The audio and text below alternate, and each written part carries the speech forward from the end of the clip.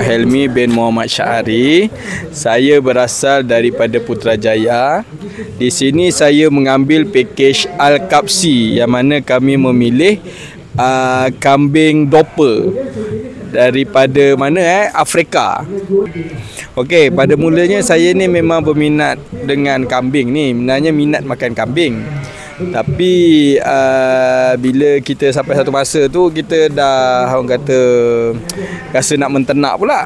So bila kita nak menternak ni kita carilah tempat macam mana kita nak ternak, kawasan apa semua, macam mana cara dia. Lepas tu bila kami nampak Berbiri World dalam TikTok ni, jadi kita minat dengan dia punya package yang siap ada tu kan. Jadi bila kita nampak tu, saya baca package dia tu, dia nampak memudahkan kami. So sebagai seorang yang duduk kat Putrajaya ni, kat bandar ni, dia nampak apa nama ni, kita nak menternak tu memang agak sukar lah. So jadi kami pergi ke sini, datang cek tempat dia agak kemas, teratur, layanan pun mesra. Jadi kami yakin yang Berbiri World ni dapat melahirkan peternak-peternak seperti kami untuk lebih berjaya akan datang.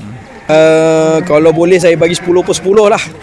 Sebab apa yang kami lihat, fasiliti kat sini daripada masuk, parking tempat tersusun. Jadi bila kami datang melawat, tempat dia cantik dengan hiasan-hiasan yang ada ni. Jadi kami yakin benda ni bukan buat orang yang sembarangan lah. Orang yang ada idea yang bagus, orang yang intelijen. Jadi bila kita naik ke atas, kita tengok dia punya